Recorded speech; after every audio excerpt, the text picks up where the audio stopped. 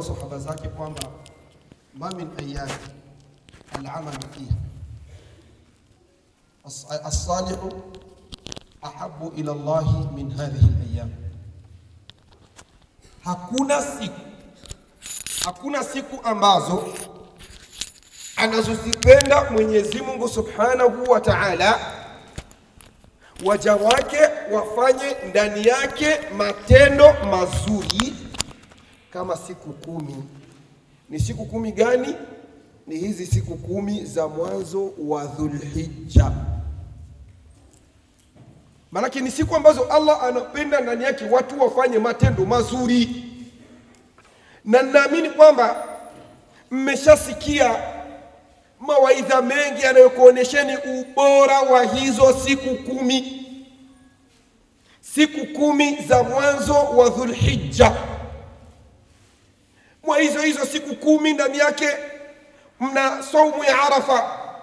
Unasikia Mwenyezi Mungu anasema Mtume Muhammad sallama, siyamu yaumi Arafa ahtasibu ala Allahi, saumu ya siku ya Arafa ninataraji na sina shaka an yukaffira sanata allati qablahu wallati ba'dahu, kwamba mtu akifunga ndani yake humo Mwenyezi Mungu Subhanahu wa Ta'ala anamsamehe madhambi ya miaka hiyo miwili, tena mwaka ule uliopita na ule mwaka unaokuja.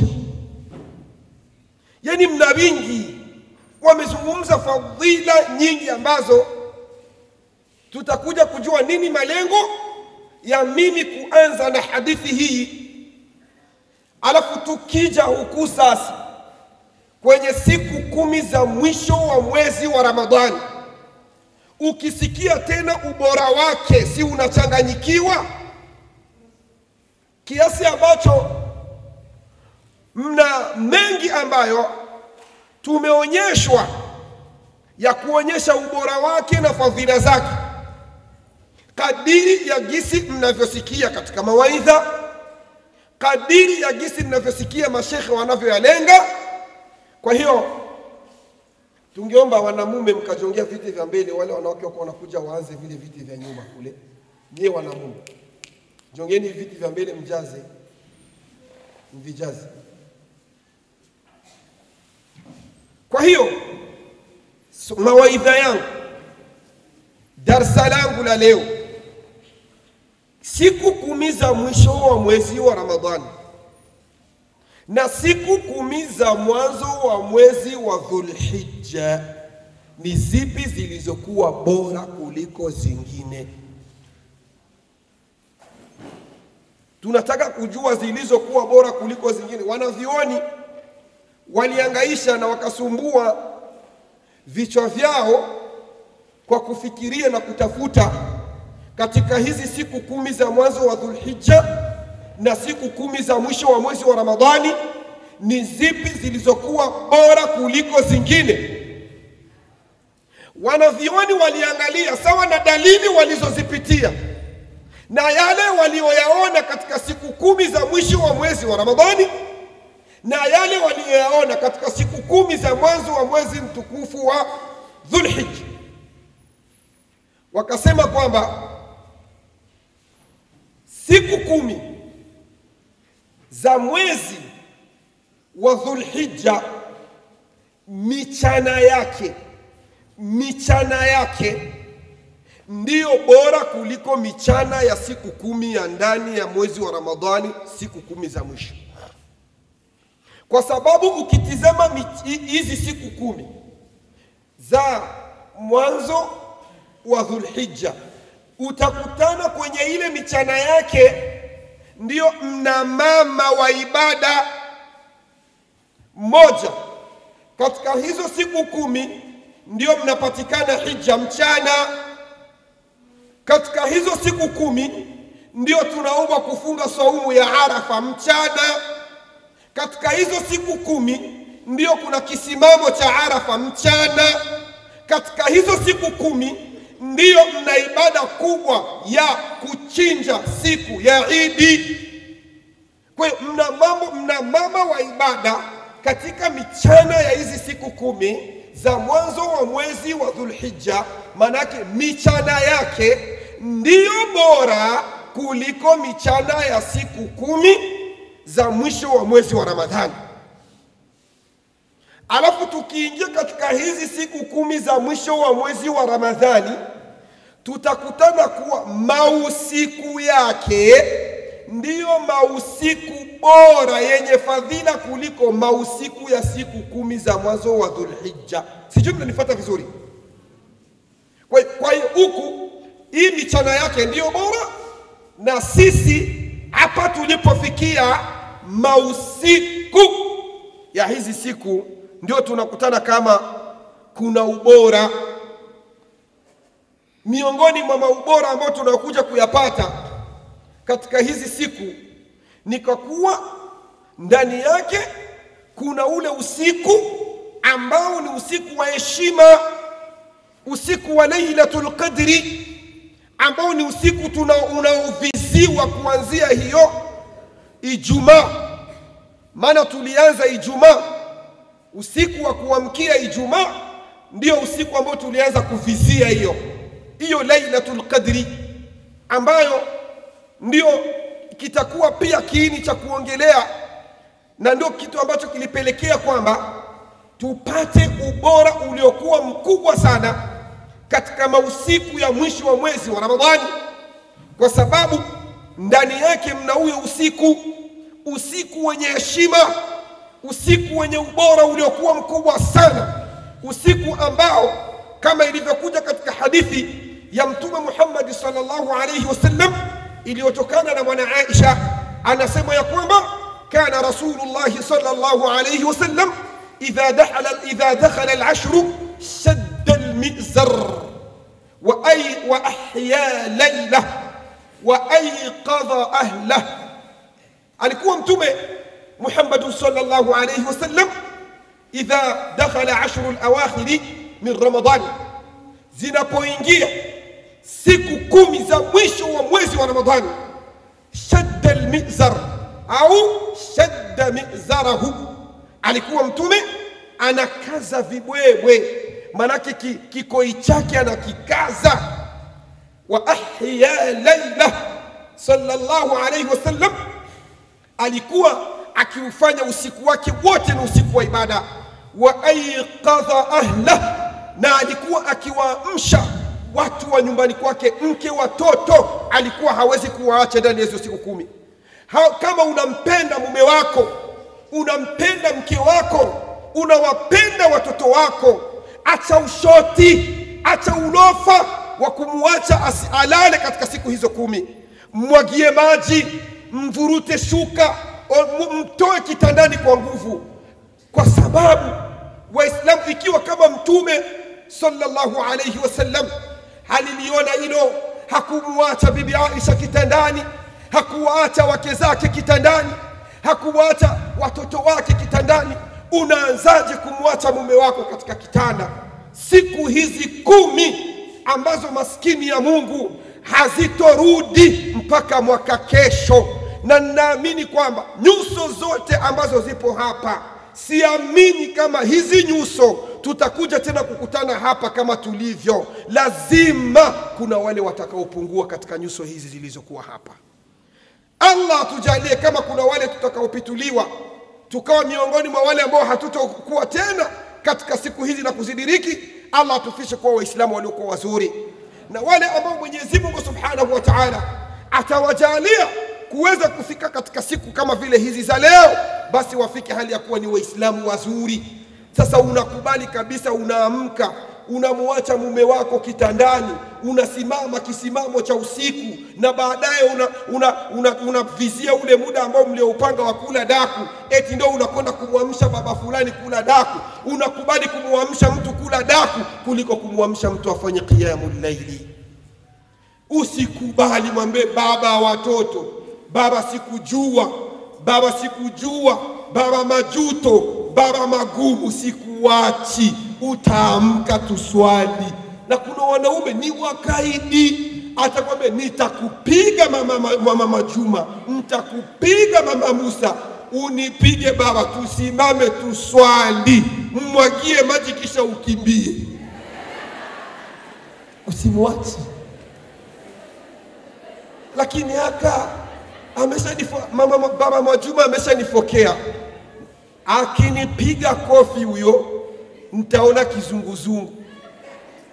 Lakini jaribu basi, mbembeleze, tumia lugha za kumbembeleza. Na wakati mwingine sio kwamba, kwa sababu kuna mtu anaweza kuuliza swali, sasa shekhe mimi, na kuna wanaume wengine wanakusudi mbaya ndugu zangu, anaweza kukuona wewe mwana mama ndio umejitahidi kusimama usiku huyo, alafu naye anajifanya usiku huyo sasa ndo anataka huyo usiku ndo anataka, ndo huyo anataka. Sasa shehe nifanyaje? Mpe. Ukimaliza kumpa muda utakuwa umebaki, piga qiyamul laili. Kuna wanawake anaweza akamnyima mume wake etikisa tuliambiwa Lailatul Qadri, na hicho kitendo kimo Lailatul Qadri, hicho kitendo kimo Lailatul Qadri, mpe. Kwa hiyo usithubutu kumwacha mume wako, watoto wako katika hizi siku zimebaki. Au unakunafikiria kwamba eti watoto wataamka kesho kwenda kumasomo. Masomo wanayasoma kila siku, wakitaka wachelewe si wanayasoma kila siku. Hizi siku 10 hazirudi. Muamshe, aende anasinzia, aende anaanguka, lakini mpe faida huyo. Mtume sallallahu alayhi wasallam hakuwaacha watu wake, aliamka na akawaamsha watu wake sallallahu alayhi wasallam. Tahariyan li lailatul qadri, wanautafuta usiku wenye heshima, usiku ambao kuna watu ambao tayari wao huwa wanautafuta kwenye usiku wa kuamkia 21, 23, 25, 27, 29. Maskini ya Mungu. Hivi leo sisi tuko siku ya 23. Tukienda upande wa pili, Tanzania na kungineko na nchi zingine, leo ni siku gani? Ni siku ya 22. Manake wao kwa wale wanaowinda Lailatul Qadri, wenyewe wataivizia usiku wa leo. Kwa hiyo sisi tuliivizia usiku wa jana. Sasa wewe manake una assurance gani ya kujua kwamba wewe ndio umepatia ikapita maule usiku wako wa 23, na yeye ule ambaye wewe usiku wako wa 23 kwa kino wa 24. Sasa kwa ndio kwa maana ikaonekana kwamba usithubutu kuacha hata siku moja kufanya ibada katika hizo siku 10, kwa sababu hauwezi kujua kama wale ambao kwao ni siku ya leo ni 23, sisi 23, ni sisi ndio tumepatia kweli? Au wale ambao wana siku ya 22 leo, huenda wao ndio walipatia? Kwa sababu al-kamalu lillah, kupatia kunatoka kwa Mwenyezi Mungu. Hatuwezi kusema eti kwa kuwa sisi tunaifuata tu Saudia kwamba Saudia inapatia tu kila siku. Na Saudia wanaweza wakakosea, au inaweza katokea Saudia wakatumia hata ubinadamu na hizo nchi zingine zikawa zimepatia. Sasa ni kwamba tusijifanye kwamba sisi tuko sawa, kumbe ili uweze kupatia unalazimika siku zote 10 ufanye ibada. Na kitu ambacho muelewe, Lailatul Qadri inapokuwa imetokea, alhamdulillah, inaanza ni kuanzia magharibi mpaka fajiri. Takayoifanya kuanzia magharibi mpaka kuchomoza kwa alfajiri imeingia ndani ya Lailatul Qadri. Ni kama vile mtu anaweza kuwa aliswali tarawih. Kuna watu wanajuaga hivi, ameswali tarawih au amesali zake witri kabla ya kulala, kisha akajilalia zake na akapitiriza. Maskini ya Mungu anaamka anasikitika, ya Allah, huenda Lailatul Qadri imepita, sikuipata. Umeipata, uliifanyia ndani yake nini? Ibada. Jua kama kitu chochote cha kheri utakachokifanya kuanzia huyo wakati wa kuanzia kuingia kwa magharibi mpaka kuchomoza, kwa sababu Lailatul Qadri inaanza ni kuchomoza kwa nini? Kwa magharibi. Ni usiku ambao ndugu yangu Muislamu, hakikisha kwamba subhanallah, kuna dua ambazo unataraji kuziomba, chukua basi usiandike ili usizisahau. Katika hizo siku 10, dada yangu nakwambia, omba hizo dua, na kama haukujibiwa ukiniona niambie shehe uko mongo. Kwa sababu wallahi ninaapa, niko katika mimbari hii, hauwezi ukaomba dua yako katika hizo siku zote 10, na naamini katika hizo siku 10 Lailatul Qadri lazima itakuwa imekupitia kwa siri ya Mwenyezi Mungu Subhanahu wa Ta'ala. Haitowezekana kila aliyeomba dua ndani ya Lailatul Qadri Mwenyezi Mungu asipokee.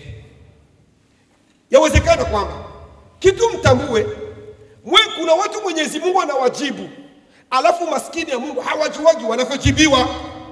Anaona maskini Mungu amenisahau, Mungu hakunijibu. Kuna wakati unamwomba Allah, anakujibu papo kwa hapo ulipoomba, Mungu anakujibu. Na kuna wakati unamwomba Allah, Mwenyezi Mungu anachelewesha kwanza. Labda ulimwomba 2025 kama vile hivi, maskini ya Mungu Allah anakuja kukujibu 2028 au 2029, ndio Mungu anakujibu. Ulishaka sahau hata ile dua kama uliomba. Wallahi Mwenyezi Mungu anafanya hivyo. Na kuna wakati unamuomba Mwenyezi Mungu Subhanahu wa Ta'ala, unamuomba hichi, Mwenyezi Mungu hakupi hicho ulichomuomba, anakubadilisha na kukupa kingine bora kuliko kile ulichomuomba. Kwa sababu yeye Allah kwa mapenzi yake ndio mjuzi, anaona hichi ambacho ulichomuomba wewe, kwa kuwa wewe ni binadamu ambaye hujui kilichokuwa kheri kwako, ila anajua. Wallahu ya'lamu wa antum la ta'lamun. Mwenyezi Mungu ni mjuzi, lakini nyie hamjui. Sasa Mungu anaona hichi ulichokiomba hapana, kitakuwa ni shari kwako, lakini Mungu anakupa kingine kilichokuwa bora kwako. Wewe haujui, maskini ya Mungu. Na ndio kwa maana katika siri ya maombi, ndugu zangu ambao tuko hapa, jitahidi unapoomba usisahau kuweka neno Allah, kama itakuwa ni kheri kwangu. Lakini kuna mtu yeye anaomba ikitaka iwe shari, ikitaka iwe kheri, nipe tu Mungu, nipe. Na ndio maana kuna kitu kingine nataka nikupeni pia, siri nyingine. Usiwe unamuona mtu alivyo kisha ukatamani vile alivyo, kisha ukasema Mungu nisaidie niwe kama yeye. Maskini ya Mungu. Mfano unamuona dadangu Kitu hapa, maskini ya Mungu ustadha, unasema Mungu nisaidie niwe kama Kitu. Maskini ya Mungu, hujui Mungu alimpa hiyo mandhari yake nzuri, kupendeza, kufanya nini, kupendwa, kusifiwa. Anakumbe na makubwa yake mengine anayajua yeye Mwenyezi Mungu Subhanahu wa Ta'ala. Mfano unamuona mtu anatembelea viti, gari ya bei, afu unasema Mwenyezi Mungu na mimi nijalie niwe kama ule. Kumbe ule mwenye kwa anatembelea ile gari ya bei na yuko na ghorofa, na akikuona wewe anatamani mbadilishe, akupe ile VIP, akupe ile ghorofa, umpe hiyo afya yako yenye uko nayo wewe. Anatembelea VIP, ana nyumba ya ghorofa, lakini maskini yeye na mbuzi na sungura na ngombe wanachangia majani. Hali ni sombe, renga, kabechi, tena wengine bibichi. Lakini wewe huna ghorofa, unalala ndani yake. Wewe huna VAT, lakini mashallah sombe zikija unapiga, maharage yakija unapiga, nyange unapiga, uji unapiga, kila kitu unapiga, labda haja kubwa tu na ndogo. Sasa unakutana ule pamoja na maisha, uzuri wa maisha ambayo yuko nayo, kumbe anaishi kwa kiasi kapata hivi maskini. Anaishi na renga zenye hazina chumvi. Anaishi na cabbage, karoti za kutafuna. Sasa unapomuomba Allah, mwambie Mwenyezi Mungu nijalie kitu hichi ikiwa kama kitakuwa na kheri kwangu. Mwisho kabisa unaweza ukamuomba Allah Subhanahu wa Ta'ala, Allah akakawia kukujibu au asikujibu kabisa, asikupi hapa duniani, akakupa siku ya Kiyama. Allahu Akbar. Na huwe bora iwe hivyo, akunyime hapa, akupe siku ya Kiyama. Ila kwa sharti utakapokuwa na subra na kuwa na moyo mzuri, Allah atakapokosa kukupa kile ulichokiomba na ukamshukuru, basi eleo shema sudogo kusimamisha.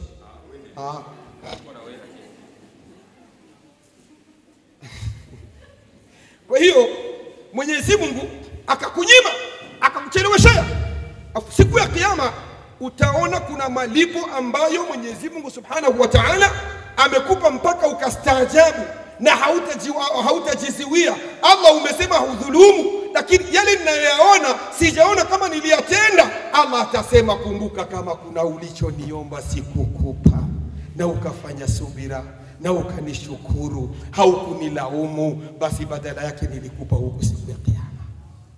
Dada mmoja ananijia, shekhi, wallahi yani kila nikimuona huyo dada yani siishaji kusikia kwa vile nachekia rohoni. Shekhi, niombe dua. Dada, yani nataka niolewe. Nataka niolewe shekhi. Udogo wangu wote umekwisha, wote umekwisha, wote. Ufie tumecheza nao pale jirani wote umekwisha shekhi. Hivi mimi shoki nitizama na kasoro gani? Nikasema dada, huna kasoro. Dada, lakini unamuomba Mwenyezi Mungu kiu. Shehe, nakwambia sijaacha kumuomba Mungu hata siku moja anipe mme. Nikamwambia huenda Allah katika hali leo eleza kwamba inawezekana kwamba Mwenyezi Mungu Subhanahu wa Ta'ala yawezekana kwamba akakujibu kwa kuchelewa. Huenda dada yangu Mungu anakunyima hao wanaume wa fujo wa hapa duniani, anataka akakupe wa akhera, wildanun mukhalladun, vijana mabogari wazuri wamependeza. Hapana, anipe kwanza wafujo wa hapa duniani. Dada, unakataa. Subhanallah. Kwa hiyo ukiona Mwenyezi Mungu umemuomba dada yangu amekawia kukujibu, usisikitike. Mimi ninachotaka kukuomba hivi sasa, kama kuna dua haujaziomba, wallahi nakuomba muombe Allah. Tena katika kumuomba Allah, hapana kuna nini? Yani hapana kujaribu. Mungu anaweza. Nani miongoni mwetu alishaomba Mungu ampe utajiri wa ndege? Wallahi mimi nilishaomba, natia kidole juu. Ungine ati. Ona sasa. Mama namshakia Mungu. Unashindwa kumwomba Mungu, nipe utajiri, nipe maghorofa, nipe ndege. Mungu anashindwa. Tunamuomba Mungu kwa kujaribu, hata kumjaribu Mungu. Wale walivipewa walimpa nini Mwenyezi Mungu Subhanahu wa Ta'ala? Walimpa nini Allah? Yani unaona nini tena ndege nini? Niwe na utajiri wa ndege. Subhanallah. Hawa makafiri mafidhuli ambao wanavyo, ambao hawana mapenzi ya Allah, kwa nini wanavyo? Afu wewe unashindwa kumuomba Allah. Wewe sema kama hatujibiwi, tunamuomba Mungu kwa kujaribu. Tizama laiti ule upande wa pili ukisikia wanavyoomba. Mimi na kuaga na jitahidi niombe kama wana, ila sio kwa fujo. Yani anamuombaga Mungu utasemi kwa namngangania imana urashobora, mana yachu, mana yani unakutana mtu yani unashindwa kumwomba Allah. Jamaa, si ndio hivyo? Yani anamuonesha Mungu unaweza, nipe unaweza. Unashindwa kumwambia Mungu kama unaweza. Wewe Muislamu tauhid, la ilaha illa Allah, unampokesha Rabbul Izzati wal Jalal, unashindwa kumuonesha Mungu kama anaweza.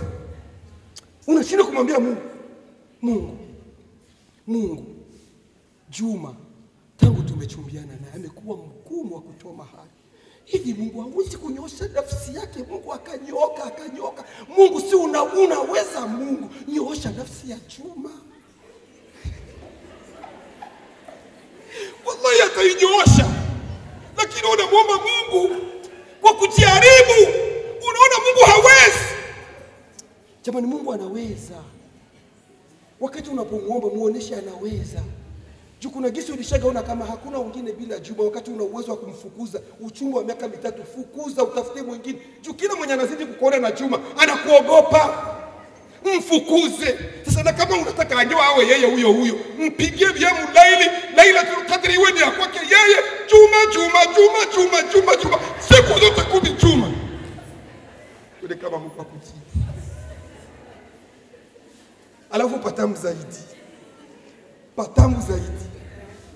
ni ule wakati ambapo unapokuwa umesujudu. Ndugu zangu kina mama, hapa wanakwambia sehemu ambayo mwanadamu yuko jirani na karibu ya Allah ni pale anapokuwa yuko katika sijida. Dada zangu, Allahu Akbar, pale umekaa kabisa, Allahu Akbar, hapa dadangu, hapa subhana rabbiyal subhana rabbiyal subhana rabbiyal, unapiga kwanza dhikri subhana subuhul quddus rabbul malaikati war ruh, subuhul quddus rabbul malaikati war ruh. Hapa sasa, ewe Mwenyezi Mungu, Kiswahili, Kibembe, Kibundi, Kifaransa, Kiingereza, piga. Ewe Mwenyezi Mungu, ninakuomba kwa fadhila zako, nimechelewa sana Mungu, nataka kuolewa, uba wa watoto ameshanizalisha vitoto 6 ndio Mwenyezi Mungu. Piga Kiswahili. Jaiz the kitu, jaiz. Kiswahili ndani ya sijida. Jamani, nawaambieni inajuzu kusema Kiswahili sijida tu ile ya mwisho. Nataka nitoe dalili. Aliposema Mtume wetu Muhammad sallallahu alaihi wasallam, aqrabu ma yakunu abdan inda rabbih wa huwa sajida. Allahu akbar. Sehemu ambayo pekee mwanadamu yuko karibu na Mungu wake, hakuna sehemu nyingine inakuwa ni ule wakati anapokuwa amesujudu. Kisha Mtume akawaambia maswahaba, profite kumuomba Mungu maombi yenu mkiwa pale. Sasa dadangu Bitiranga, Kiarabu hamna, unamwambia nini Mungu pale? Hivi kweli dini inaweza kuwa na udhulumati ya kwamba hii fursa ipatikane peke yake tu kwa mtu ambaye anaijua Kiarabu tu? Haiwezekani. Yani hata ukiandika kwenye Google hapo dada Kito, uandike kwamba hal yajuzu ad-du'a bilughati ghairu al-arabiyya, utaona tofauti za wanavyoni watakuletea hapo.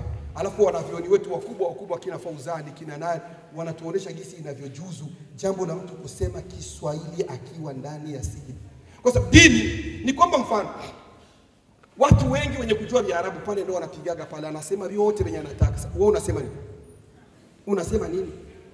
Unasikia baadhi ya wanavyo wengine wenyewe wanajihusisha tu kwenye sala za sunna. Hili jambo halikuja kwenye sunna wala faradhi. Lakini tu sijida ya mwisho tu ndio unaruhusiwa kusema yale ambayo unayotaka kuyasema pale. Mwambie Mwenyezi Mungu Subhanahu wa Ta'ala maombi yako. Ndugu zangu, tutizame moja katika fadhila za Lailatul Qadr. Lailatul Qadr ina fadhila nyingi sana, zaidi ya 10 ambazo hatutoweza kuzitaja tukazimaliza. Moja, annaha lailatun anzala Allahu fiha alquran. Moja ni kwa kuwa ndio usiku ambao Mwenyezi Mungu Subhanahu wa Ta'ala aliteremsha ndani yake Qur'ani, kama alivyosema Mwenyezi Mungu Subhanahu wa Ta'ala, inna anzalnahu fi lailatil qadr, hakika sisi tumeiteremsha Qur'ani ndani ya usiku wa heshima. Mbili, annaha lailatun mubarakatun, ni kwa kuwa huyo usiku wa heshima ni usiku wa baraka, kama alivyouita Mwenyezi Mungu Subhanahu wa Ta'ala, inna anzalnahu fi lailatin mubarakatin, hakika sisi tuliteremsha Qur'ani katika usiku wenye baraka. Tatu, yaktubu Allahu fiha al-ajala wal arzaqa khilal al-'am fiha. Tatu, usiku huu wa heshima ambao ni wa Lailatul Qadri ndio usiku ambao Mwenyezi Mungu Subhanahu wa Ta'ala anaandika kila kitachotendeka ndani ya mwaka unaokuja. Riziki zako, vyovyote utakavyoishi, Mwenyezi Mungu anaviandika ndani ya usiku huo.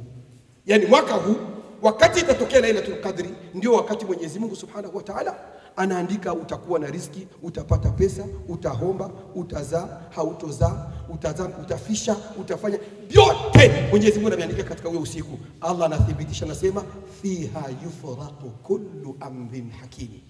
Katika huo usiku ndio usiku ambao Mwenyezi Mungu Subhanahu wa Ta'ala anaandika vyote vitakavyokuja kufanyika katika mwaka unaokuja, huo usiku. 4, fadlu al-ibadatu fiha an ghayriha min al-layali. 4, yani tendo lolote utakalolifanya katika huyo usiku la kheri, tendo lolote, iwe ni swala, kumtii mzazi, kumtii mume, kutoa sadaka, katika huyo usiku basi lina ubora kuliko siku za kawaida, kama alivyosema Mwenyezi Mungu Subhanahu wa Ta'ala, Lailatul Qadri khairun min alf shahr. Hii khairun min alf shahri maana tendo lolote utakalolifanya katika huyo usiku, Mwenyezi Mungu atakulipa kama lile tendo umelitenda muda wa miezi 1000. Mfano, kama ulisali rakaa 2 mwa huyo usiku, zile rakaa zako 2 zile, Mwenyezi Mungu Subhanahu wa Ta'ala atakupa malipo kama zile rakaa 2 umezisali muda wa miezi 1000. Ukiwa ulitoa sadaka ya 1000 katika huyo usiku, labda kwenye swala ya tarawihi, au kuna mtu ulimsaidia, kuna wema wote ulioufanya, Mwenyezi Mungu anakuandikia ule wema kama uliufanya muda wa miezi 1000. Na miezi 1000 kwa wapiga hisabu pigeni, mtakutana inalingana na miaka 83. Miezi 1000, miaka 80. Yani unasali tu rakaa 2 unaandikiwa umezisali miaka 83. Sasa sio rakaa 2, ulisali rakaa 2, ulimpikia mume wako, ulimstaresha mume wako, ulitoa sadaka. Yani vile vyote venye ulifanya katika ule usiku kuanzia magharibi mpaka kuchomoza kwa alfajiri, vitaandikwa kama ulivitenda muda wa miaka 18. Wallahi Waislamu, hizi siku ni za kulala kweli. 5. Tanzilu almalaikatu fiha fil ardi bil khairi wal barakati wal rahmati wal maghfirah. Ni usiku ambao ndani yake wanateremka malaika kwa kuleta baraka na misamaha na rehma kwa waja wake Mwenyezi Mungu Subhanahu wa Ta'ala. 6. Lailatun khaliyatun min ash-sharr. Ni usiku ambao ndugu zangu, kama vile alivyosema Mwenyezi Mungu kwamba wanateremka malaika, akasema tanazzalu malaikatu wa ruhu fiha, inateremka delegation ya malaika wa ruhu wakiongozwa na nani? Na malaika Jibril alayhi salatu wassalam. Allahu akbar. Ni 6. Lailatul Qadri ni usiku ambao khaliyatun min ash-sharr, yani Mwenyezi Mungu siku hiyo ndugu zangu anakuwa usiku huyo hakuna shari. Wallahi, miongoni mwa kujua kama Lailatul Qadri na kwa imechomoza hiyo siku panakuaga amani. Alishahidi Allah akasema salamun hiya hatta matla'il fajr, ni amani tupo, hata mbwa hawafoki hovyo hovyo siku hiyo. Mwizi aliyotaka kuiba siku hiyo wallahi aibi, Mungu anamghafilisha. Ni siku ambayo hata wewe na mume wako hamtapakuana makofi kama mmezoea kupakuana makofi, hamtapigana siku hiyo. Yani elewa kwamba kutakuwa ni amani hata matla'il fajri, mpaka alfajiri inachomoza. Ni siku ambayo hiyo siku kiasi ambacho miongoni mwa baadhi ya dalaili ambazo walizozionyesha wanavioni wakasema kwamba inawezekana kwamba Lailatul Qadri imetokea. Kwanza siku hiyo hata wewe mwenyewe utahisi katika kufanya ibada, utahisi una nguvu za kuua mtu, una nguvu usimame hata mausiku mawili ya kufatana. Siku hiyo ukisimama na ukatoka nje ukaiangalia mbingu, utaiona mbingu nyeusi imependeza, alafu nyota zake zinang'ara sana kuliko maelezo. Ni siku ambayo kuna kuwa kaupepo, wanasema Waswahili, kaupepo mwanana, kaupepo kadogo kadogo, kaupepo kazuri, kasikokuwa na jasho, kasikokuwa na baridi, yani kaupepo ka amani. Yani ni nyingi tu miongoni mwa dalili ambazo, lakini Mwenyezi Mungu huwa wakati mwingine anatughafilisha ili usije kujua nimepata Lailatul Qadri. Namshukuru Mungu maana ukionekana umeipata hatukuponi. Mungu akaifanya kwamba aifiche, akatudhalili, manake akatughafilisha, na hata aliyoona nadhania Mwenyezi Mungu Subhanahu wa Ta'ala. Ndugu zangu, wallahi hatujalie kuwa miongoni mwa wale ambao watakaojaliwa kuipata Lailatul Qadri. Lakini fahamu na ukijua, wewe mwanga, wewe mshirikina, wewe mchawi, haumo. Wewe ambaye mpaka hivi sasa haujazungumza na mwenzako, haujasemeshana na mwenzako, bado una uadui na mwenzako, haumo. Wewe ambaye bado mzazi wako hana amani na wewe ambaye mume wako hana amani na wewe, haumheshimu, haumo. Wabillahi tawfiq, wassalamu alaikum wa rahmatullahi wa barakatuh.